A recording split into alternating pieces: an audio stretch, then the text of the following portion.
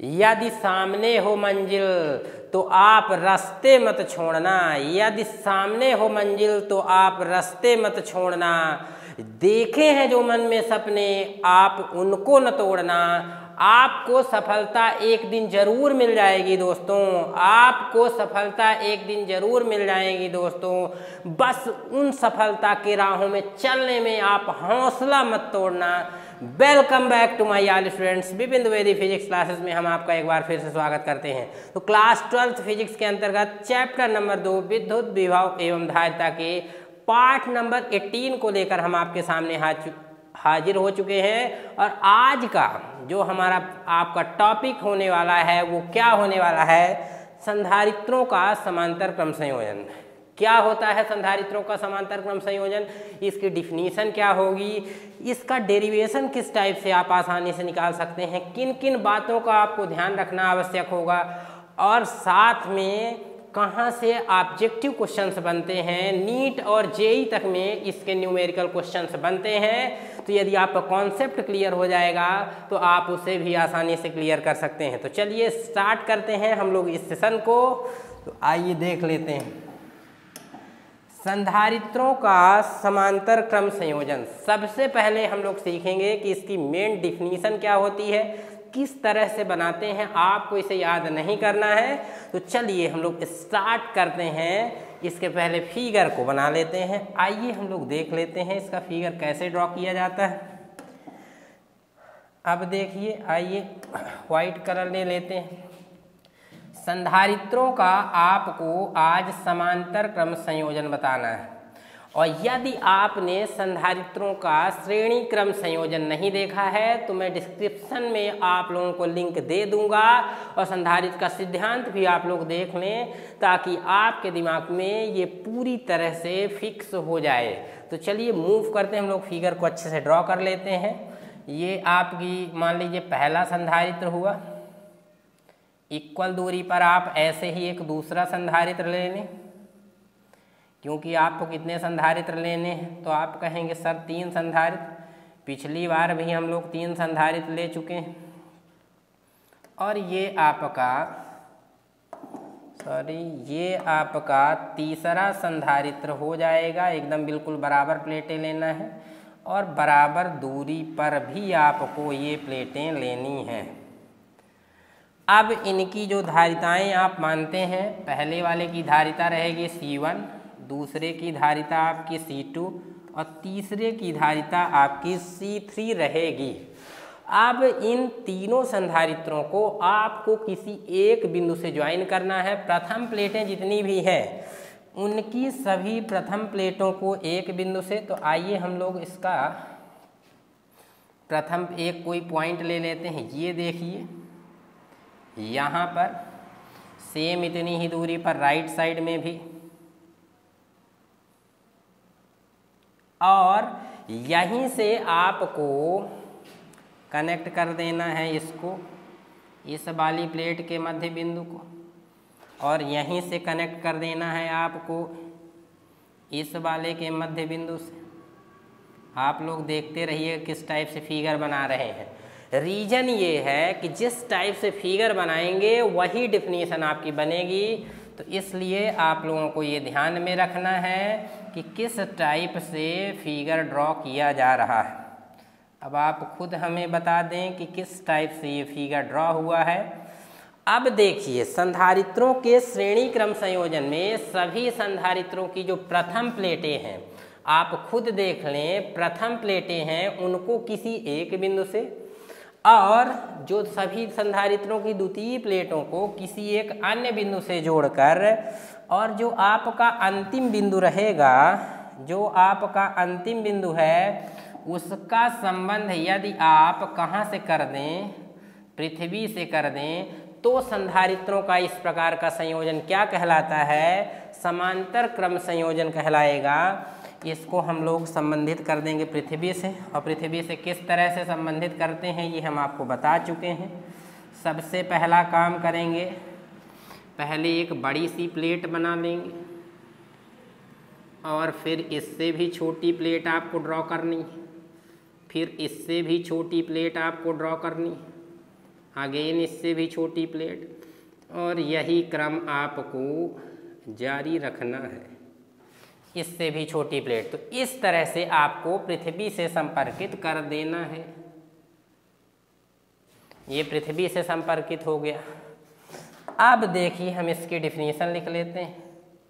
ये मान लीजिए कोई एक बिंदु है, इस बिंदु का नाम हम लोग ले लेते हैं P पॉइंट, और इस बिंदु का नाम हम लोग ले लेते हैं Q पॉइंट। आप चाहें तो A और B भी ले सकते हैं। इतने से ही डिफिनीशन आप आसानी से लिख सकते हैं कि जब सभी संधारित्रों की प्रथम प्लेटों को किसी एक बिंदु से, जब सभी संधारित्रों की प्रथम प्लेटों को किसी एक बिंदु से तथा सभी संधारित्रों को द्वितीय प्लेटों को किसी अन्य बिंदु से जोड़कर, अन्य बिंदु या अंतिम बिंदु भी इसे बोल सकते हैं, या दूसरे बिंदु, क्योंकि दूसरे नंबर में लिए हैं, का संबंध पृथ्वी से कर दिया जाता है, तो संधारित्रों के इस प्रकार संयोजन को क्या कहते हैं? समांतर क्रम संयोजन कहते हैं। जब सभी संधारित्रों की प्रथम प्लेटों को किसी एक बिंदु से और सभी संधारित्रों की द्वितीय प्लेटों को किसी अन्य बिंदु से जोड़कर दूसरे बिंदु का संबंध कहाँ से कर दिया जाता है, या अंतिम बिंदु का संबंध पृथ्वी से कर दिया जाता है, तो संधारित्रों के इस प्रकार संयोजन को क्या कहते हैं? समांतर क्रम संयोजन कहते हैं। फिगर का जो हम लोग नेम देंगे, फिगर का नेम देंगे हेडिंग, और ध्यान रखना है कौन सी ये हेडिंग है, ये लिखा है संधारित्रों का समांतर क्रम संयोजन। आपको लिखना है, क्या लिखना है? संधारित्रों का समांतर क्रम संयोजन। आइए हम लोग डिफिनीशन लिख लेते हैं।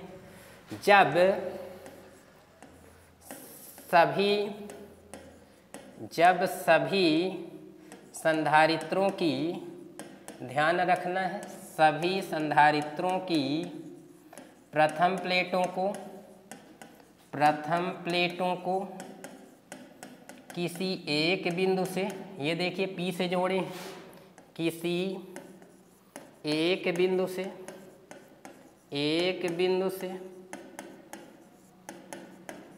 तथा सभी संधारित्रों की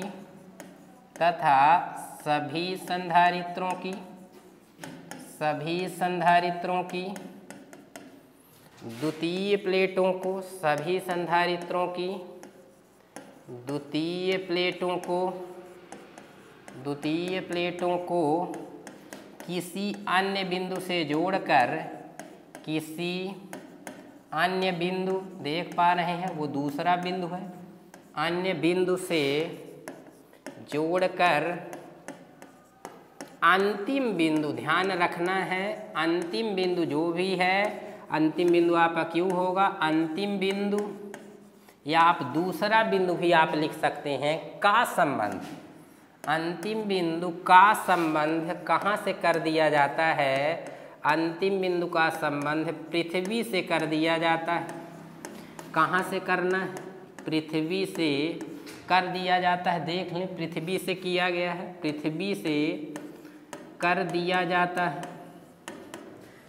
तो संधारित्रों के इस प्रकार संयोजन को, तो संधारित्रों के इस प्रकार संयोजन को, इस प्रकार संयोजन को संधारित्रों का समांतर क्रम संयोजन कहते हैं। क्या कहते हैं? संधारित्रों का समांतर क्रम संयोजन कहते हैं। ध्यान रखना है, समांतर क्रम संयोजन कहते हैं। इस तरह से आपके दिमाग में डिफिनीशन बिल्कुल फिक्स हो गई होगी। तो आइए अब हम लोग इसका डेरिवेशन स्टार्ट करते हैं, किस तरह से इसको हम लोग कैलकुलेट करेंगे। अब ध्यान रखना है, मान लीजिए बिंदु P को, ध्यान रखेंगे इसकी जो हम लोग लैंग्वेज लिखेंगे वो कैसे लिखेंगे कि संधारित्रों के श्रेणी क्रम संयोजन में कौन कौन से हैं? एक C1 धारिता वाला एक संधारित्र, एक C2 वाला, एक C3, 3 होते हैं। और बिंदु P को आपको कौन सा आवेश देना है? ध्यान रखेंगे, बिंदु P को +Q कूलाम आवेश दिया जाएगा, जो सभी संधारित्रों की धारिताओं के अनुसार, यहाँ पर मान लेंगे यहाँ पर आपका आवेश पहली बार बटेगा तो Q1 होगा। सॉरी, इसको यहाँ लिख लेते हैं। तो सभी संधारित्रों की धारिताओं के अनुसार इसमें आवेश बटेगा Q1 होगा, और यहाँ पर आवेश क्या होगा, आप कहेंगे माइनस का Q1, विद्युत प्रेरण के कारण माइनस Q1 होगा। तो यहाँ पर आवेश आपका कितना होगा, दूसरी प्लेट पर Q2 होगा, और यहाँ पर दूसरी प्लेट पर इनर आंतरिक सिरे पर माइनस Q2, और ये आपका Q3 आवेश होगा, और ये आपका माइनस का Q3 होगा। यहाँ से ये वाला आवेश जो है डिस्ट्रीब्यूशन हो, प्लस Q ही इधर हर जगह बट रहा है, इधर जाके Q1 और यहाँ से जाके Q2 और यहाँ से जाकर Q3 हो जाएगा।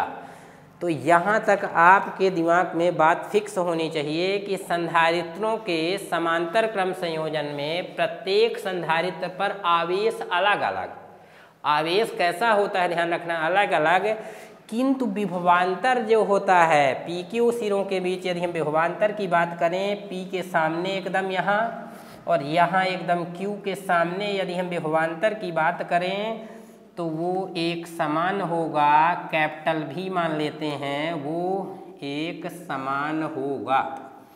जो विभवांतर आपका होगा भी वो कैसा होगा, एक समान होगा।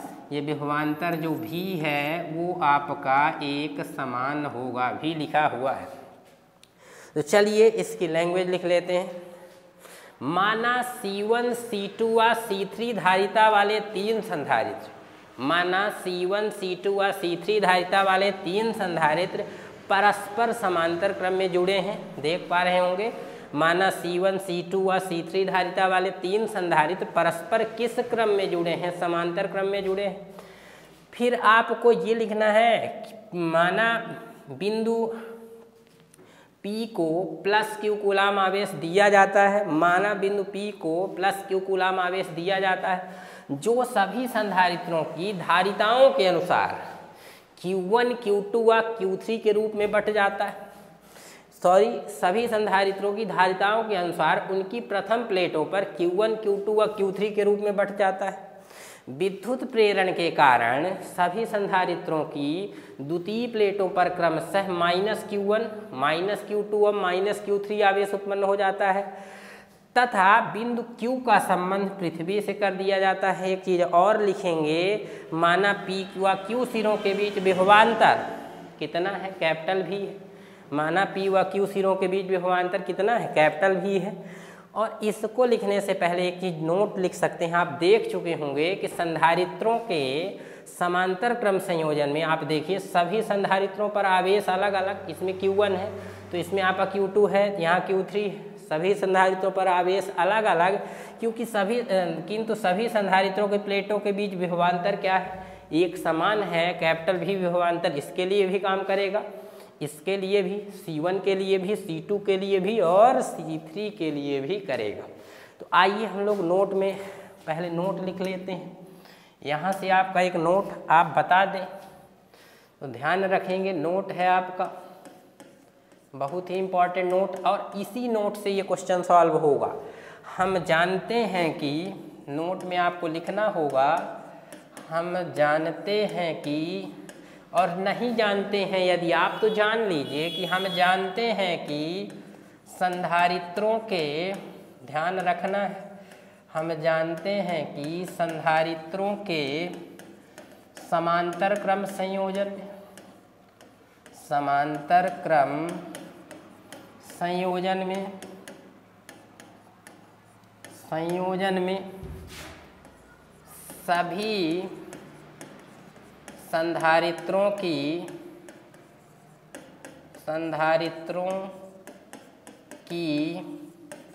प्लेटों के मध्य विभवांतर एक समान, यहाँ विभवांतर कैसा होगा, एक समान, किंतु आवेश जो आपका होगा, किंतु सॉरी लिख लेते हैं सभी संधारित्रों पर, किंतु सभी संधारित्रों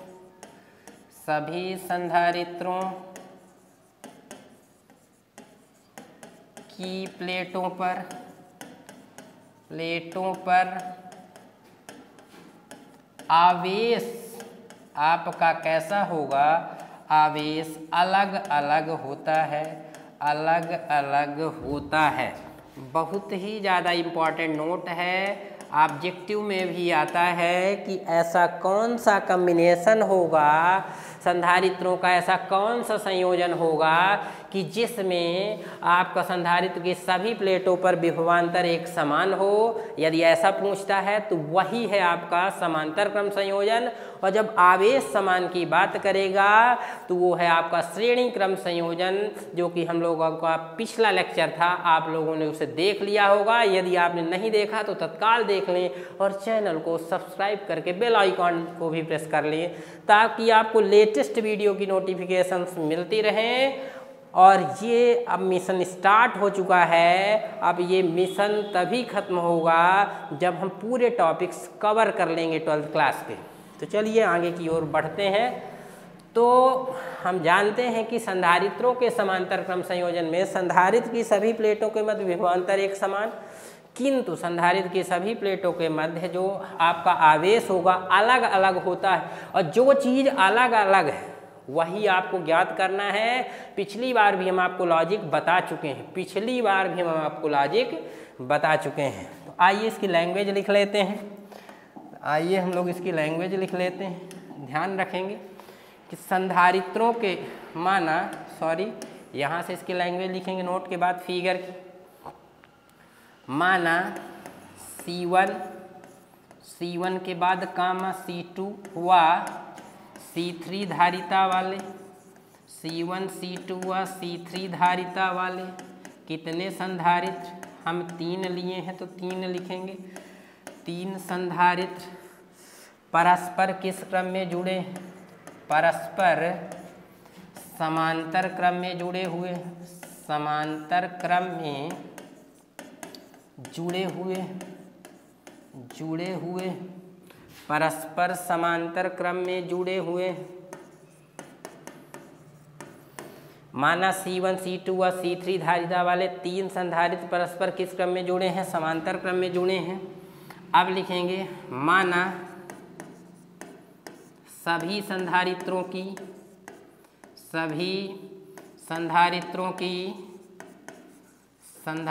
की प्रथम प्लेटों का संबंध बिंदु P से, प्रथम प्लेटों का संबंध कहाँ से किए हैं, का संबंध बिंदु P से, ये भी आप लिखते बिंदु P से, तथा द्वितीय प्लेटों का,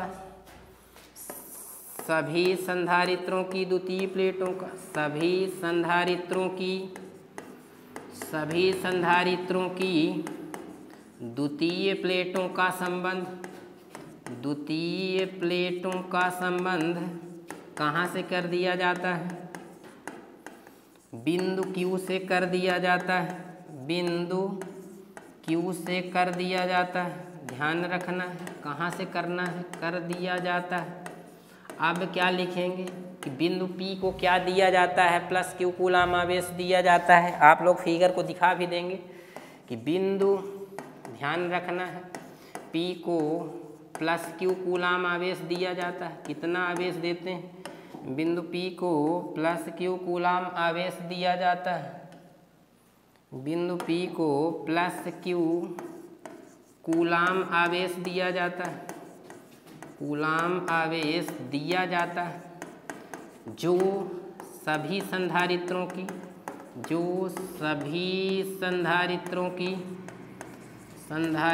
की धारिताओं के अनुसार, धारिताओं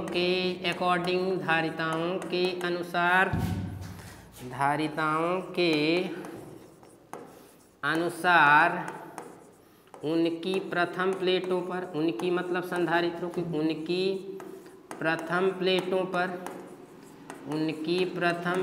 पर plus Q1 comma plus Q2 व प्लस Q3 के रूप में बट जाता है, ध्यान से रखें। बंट जाता है। आगे बढ़ेंगे, विद्युत प्रेरण के कारण, वही प्रोसेस है जलिश। विद्युत प्रेरण के कारण सभी संधारित्रों की द्वितीय प्लेटों पर क्रमशः, सभी संधारित्रों की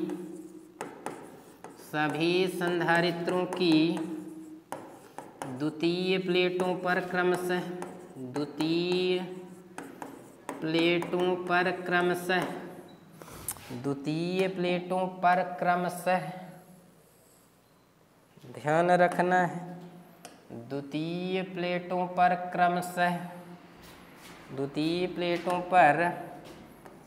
क्रमशः कौन सा आवेश उत्पन्न हो जाएगा? -Q1, -Q2 व -Q3 आवेश उत्पन्न हो जाता है। आवेश उत्पन्न हो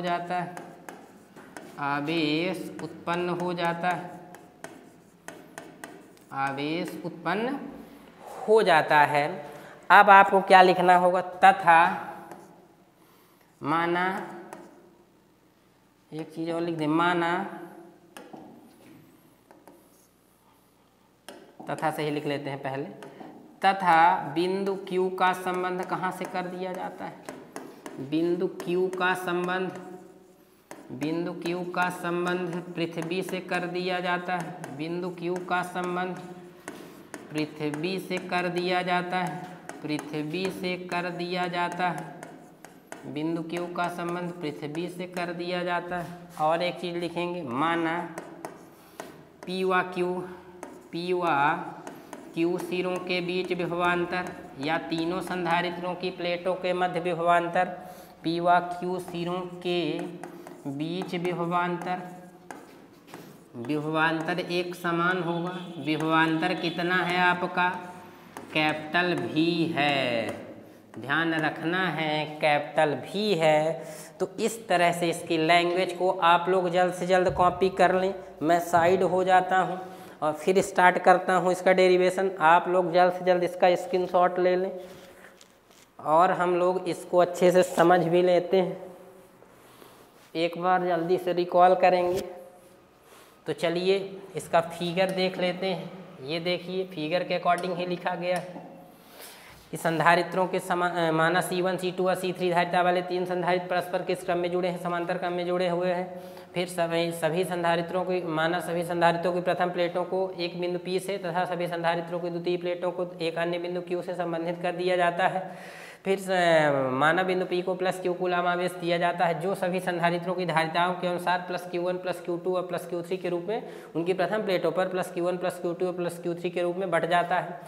Q1 Q2 भी लिख सकते हैं। यहाँ पर ध्यान रखना है, ये प्लस है, +Q1 प्लस, आप चाहे लिखें या ना लिखें तब भी कोई इम्पैक्ट नहीं। तो +Q1 +Q2 और +Q3 के रूप में बढ़ जाता है। विद्युत प्रेरण के कारण सभी संधारित्रों की द्वितीय प्लेटों पर क्रमशः -Q1 -Q2 और -Q3 आवेश उत्पन्न हो जाता है तथा बिंदु Q का संबंध पृथ्वी से कर दिया जाता है। माना P व Q सिरों के बीच विभवांतर भी है। आप इसे ये भी लिख सकते हैं कि माना सभी संधारित्रों की प्लेटों के मध्य विभवांतर कैपिटल V है। अब चलिए आगे की ओर मूव करते हैं। तो यही थी आपकी लैंग्वेज। आप लोग इसको जल्द से जल्द स्क्रीनशॉट ले लें। आइए बढ़ते हैं इसके डेरिवेशन की ओर। तो संधारित्रों के श्रेणी क्रम, समांतर क्रम संयोजन में क्या अलग अलग होता है? आवेश अलग होता है। और एक बार हम लोग सूत्र को देख लेते हैं। धारिता बराबर आपका सूत्र होता है आवेश बटे विभव या विभवांतर। तो यदि यहाँ से आप Q का मान निकालेंगे तो V बटे में है, तो इधर आएगा तो CV हो जाएगा। मतलब Q बराबर आपका CV, आवेश बराबर धारिता गुणे विभव या विभवांतर होगा। इसी सूत्र का उपयोग करेंगे। प्रथम संधारित्र की प्लेटों पर आवेश निकालेंगे। आपको आवेश निकालना है, जो चीज़ अलग अलग होती है वही निकालना है। और संधारित्रों के समांतर क्रम संयोजन में आवेश अलग अलग है। यही लॉजिक है इस क्वेश्चन की। तो आपको लिखना होगा प्रथम संधारित्र, यहाँ से स्टार्ट होगा।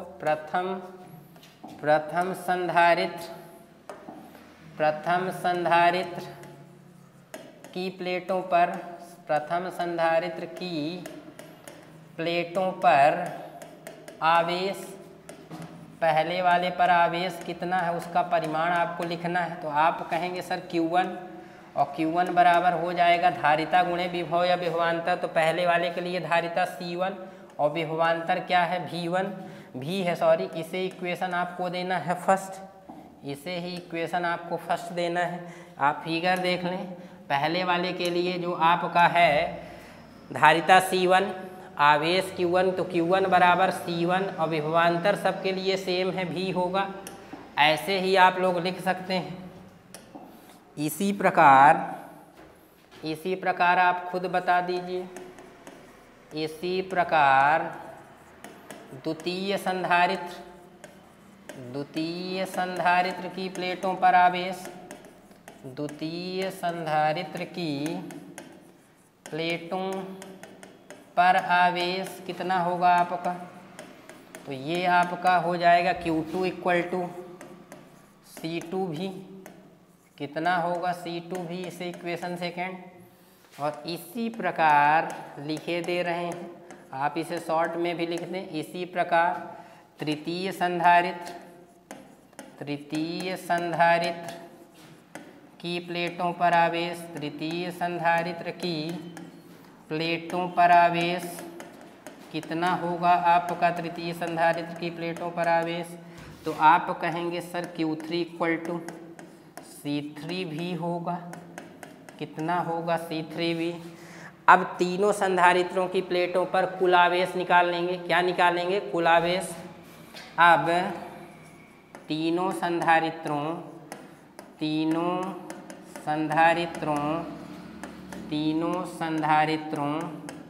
की प्लेटों पर कुल आवेश, प्लेटों पर कुल आवेश या परिणामी आवेश कितना होगा?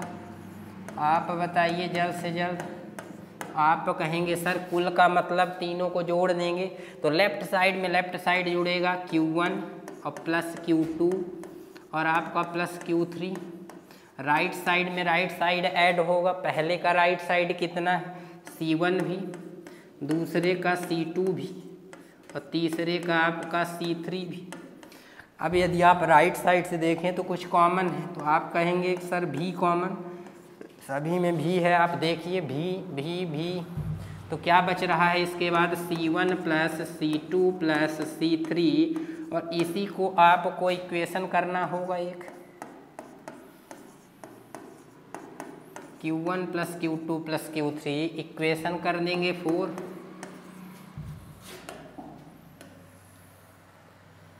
अब देखिए आगे की ओर मूव कर लेते हैं।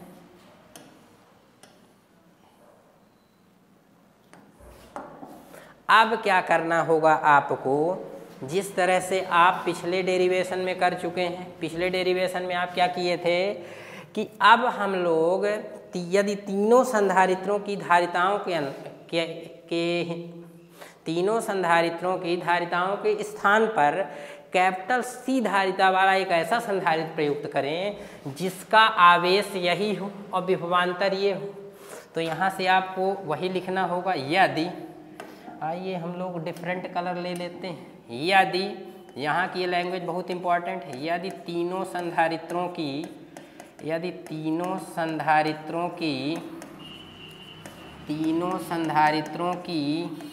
धारिताओं के स्थान पर, इसको पहले लिख लेते हैं फिर मतलब बताते हैं। मैं धारिताओं के स्थान पर कैपिटल C धारिता वाला, कितना? कैपिटल C धारिता वाला एक संधारित्र प्रयुक्त किया जाए, एक संधारित्र प्रयुक्त किया जाए। ध्यान रखना है, एक संधारित्र प्रयुक्त किया जाए जिसका आवेश कितना होना चाहिए आपका?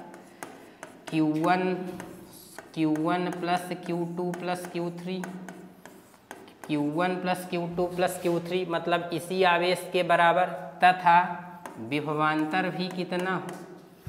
विभवांतर भी आपका भी, विभवांतर कितना हो? तो आपको ध्यान में रखना है कैपिटल भी हो, विभवांतर कैपिटल भी हो, तो क्या रिजल्ट बन जाएगा, सेम यही सूत्र उपयोग करेंगे, आवेश बराबर धारिता गुणे विभव या विभवांतर। तो आपका आवेश सेम है Q1 plus Q2 plus Q3।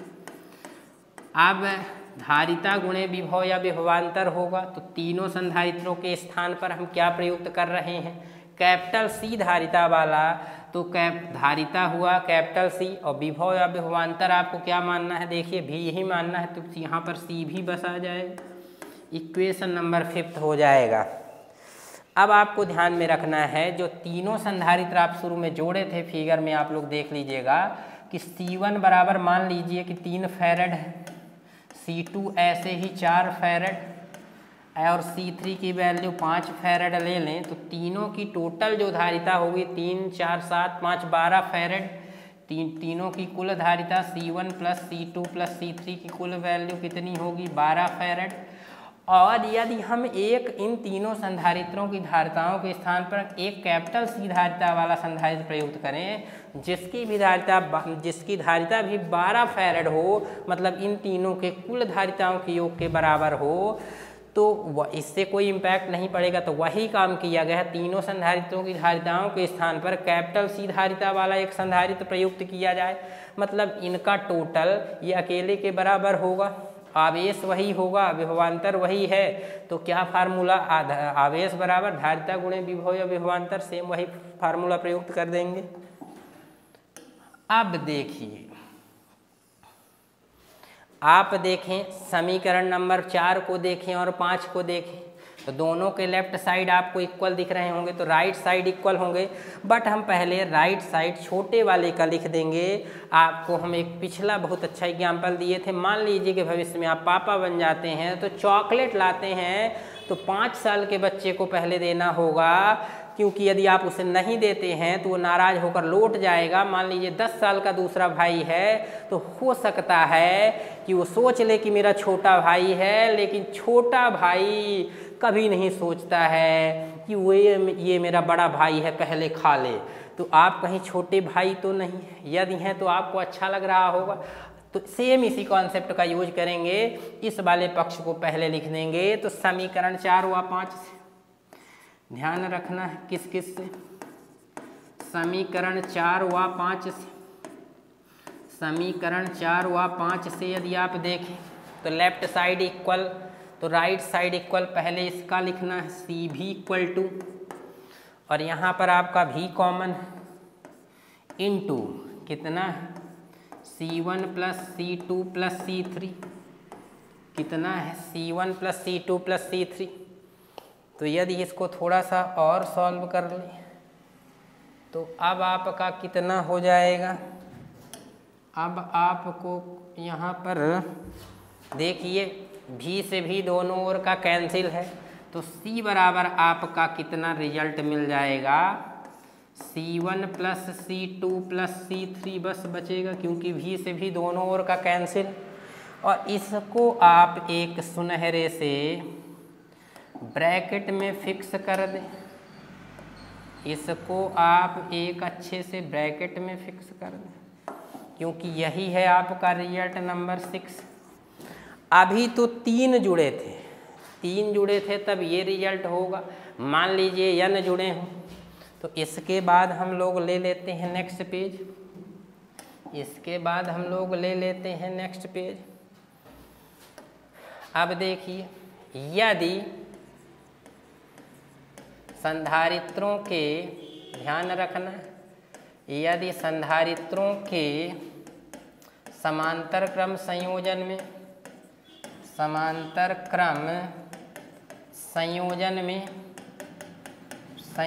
में कितने संधारित्र जुड़े हों, स्मॉल n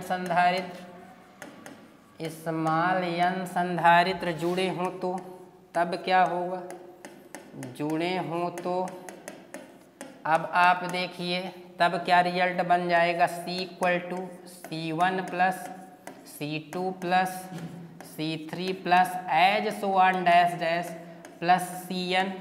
एक बात आपको और ध्यान रखना होगा, यहाँ जो मुख्य रूप से आपको ध्यान रखना है, इसे इक्वेशन दे देंगे, कितना दे देंगे 7। अब आप देख लें, पिछले पेज में आते हैं, ये इक्वेशन भी आपका 3 के लिए ये है। और n के लिए यदि बात करेंगे, जब n संधारित्र जुड़े हों, n का मतलब क्या है? n का मतलब नंबर ऑफ कैपेसिटर है, कितने संधारित्र जुड़े हैं। तो यदि आप 15 जोड़े होते तो C15 तक जाता, 25 जोड़े होते तो C25 तक जाएगा, Cn जोड़े हैं तो Cn तक जाएगा। मतलब जितने ही जोड़ेंगे वहाँ तक प्लस होते होते चला जाएगा। तो समीकरण ध्यान रखना है, समीकरण 6 व 7 ही 6 व 7 ही 6 व 7 ही हेडिंग के लिए व्यंजक हैं लिखना है। मतलब समांतर क्रम संधारित्र की धारिता के लिए व्यंजक है।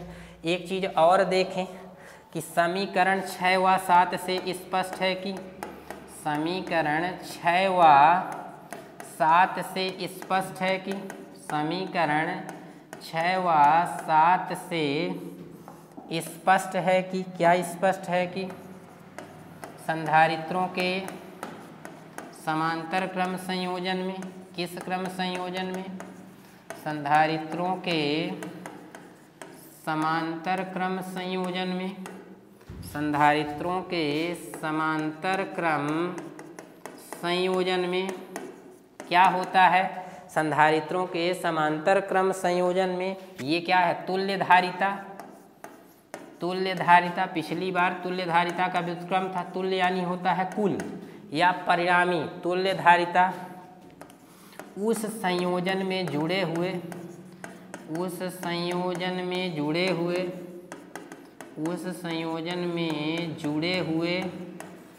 अलग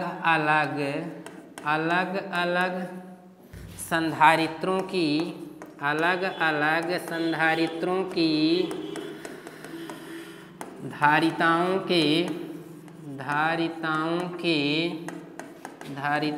के योग के बराबर होती है।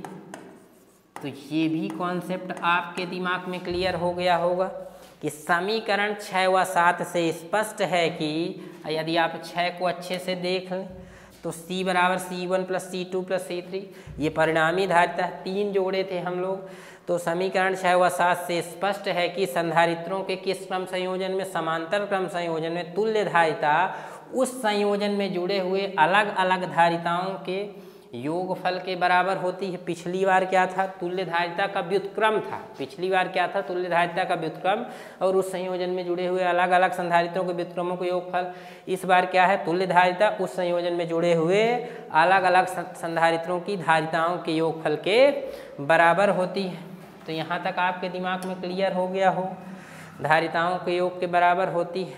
अब हम लोग 1-2 नोट देख लेते हैं। पहला नोट ये रहेगा कि संधारित्रों को समांतर क्रम में क्यों जोड़ा जाता है। आपके दिमाग में विचार आ रहा है, हम आपको ये पहले ही बता चुके हैं कि वांछित या इच्छित धारिता की प्राप्ति के लिए, इच्छानुसार धारिता की प्राप्ति के लिए 2 या 2 से अधिक संधारित्रों को जोड़ा जाता है। मतलब इससे हम धारिता का मान बढ़ा भी सकते हैं और घटा भी सकते हैं। तो ध्यान रखना है, बहुत ही ज़्यादा इम्पोर्टेंट नोट नंबर फर्स्ट आपका है। ये फर्स्ट में नंबर में नोट है, तो नोट नंबर आपका फर्स्ट है। ध्यान रखना है, संधारित्रों को समांतर क्रम में तब जोड़ा जाता है, कब जोड़ेंगे? समांतर क्रम में तब जोड़ा जाता है, ध्यान रखिएगा, तब जोड़ा जाता है जबकि परिणामी धारिता का मान बढ़ाना हो। जबकि परिणामी धारिता का मान, परिणामी यानी कुल, परिणामी या तुल्य भी लिख सकते हैं, धारिता का मान क्या करना हो? धारिता का मान बढ़ाना हो। परिणामी धारिता का मान बढ़ाना हो। दूसरा जो केस होगा आपका, कैसे जानेंगे इसको, कैसे क्लियर कर सकते हैं? अब आप हमें बताइए क्या रिजल्ट ऐसा आया है? C बराबर C1 plus C2 plus C3, यदि 3 जुड़े हो तो C1 + C2 + C3। मान लीजिए इनकी वैल्यू लेते हैं, C1 2 फैरड, C2 3 फैरड और C3 आप कहेंगे सर लगातार ले रहे हैं तो 4 फैरड। तो C1 + C2 + C3 यदि रख दें 2 + 3 + 4 तो 2 3 5 और 4 9 बराबर 9 फैरड। परिणामी धारिता हो गई C बराबर कितना हो गया 9 फैरड।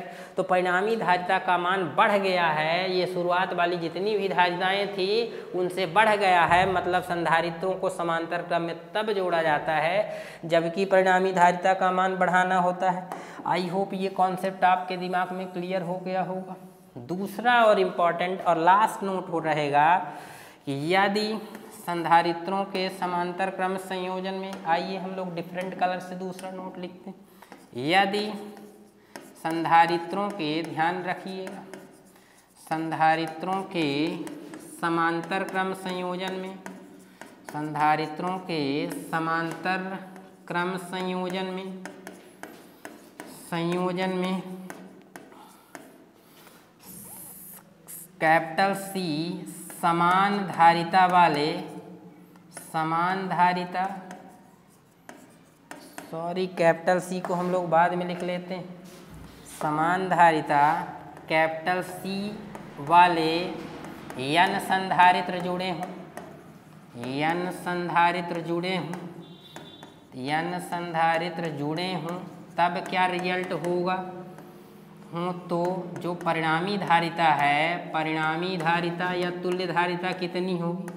परिणामी धारिता यदि आप इसे C' मान लें, परिणामी धारिता को C' मान लें और n संधारित्र जुड़े हों तो ये रिजल्ट आपका Cn या Nc हो जाएगा, Cn या Nc हो जाएगा। कई बार C के बाद n लिखा होता है, कई बार आप C से n पहले भी लिख सकते हैं। तो परिणामी धारिता C बराबर Nc होगी।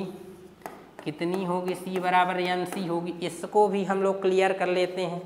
अब देखिए, मान लेते हैं कि पहली बार C, सभी की धारिताएं समान हैं, आपको पता है कि C बराबर, मान लीजिए परिणामी धारिता को C' मान लें तो C1 + C2 + C3 3 ही जोड़ते हैं। बट यदि आप पढ़ें जो ये कंडीशन है, समान धारिता आपको सबकी लेना है तो C1 C2 C3 ना लेकर के और समान धारिता कितनी लेना है? कैपिटल C लेना है।